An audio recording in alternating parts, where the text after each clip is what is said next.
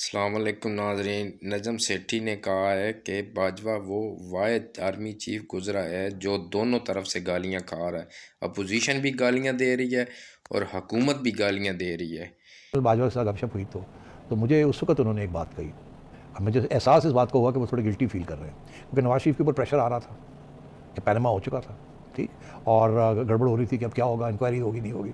और नवाज शरीफ साहब ने ये कहा था उस वक्त कि जी मैं सुप्रीम कोर्ट को कहता हूँ कि इंक्वायरी कमीशन बनाएं, मुझे चेक करें।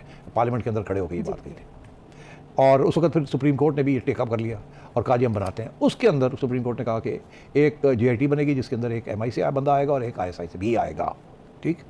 मुझे याद है कि जनरल बाजवा ने उस वक्त ये सोचा कि हमें इसमें इन्वॉल्व नहीं होना चाहिए इस JIT में, और उन्होंने अपने जज एडवोकेट जो होते हैं फ़ौज के उनको कहा कि भाई हमें ये जो सुप्रीम कोर्ट ने कहा है तो तुम खतवत बनाओ कि हमारा काम नहीं है ये JITs में, इस किस्म की JITs में, तो हम नहीं इसमें हिस्सा लेना चाहिए। वो दूर रहना चाहते थे, वो इन्वॉल्व नहीं होना चाहते थे।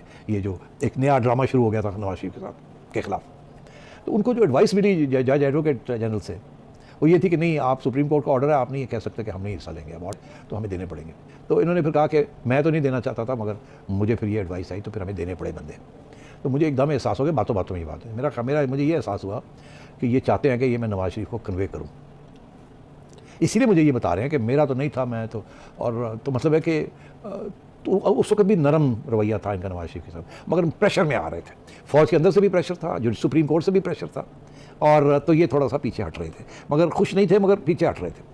और मैं समझता हूँ इसी तरीके के साथ ये आगे भी मामला ऐसे ही चला।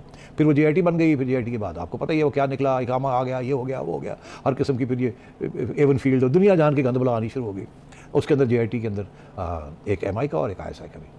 तो अब सूरत हाल ये है कि उस वक्त तक तो ये ऐसे थे, नए नए आए थे, समझते थे कि नवाज शरीफ ने मुझे बनाया है, मैंने सियासत में हिस्सा नहीं लेना, मगर एक ऐसी मोमेंटम चल रहा था सियासत का जिसके अंदर फ़ौज के लोग भी थे, जजेस भी थे, ब्यूरोक्रेसी भी थी और सियासतदान भी थे, जो प्रेशर आ रहा था। और ये मेरा ख्याल है उस प्रेशर के अंदर कमज़ोर हो गए।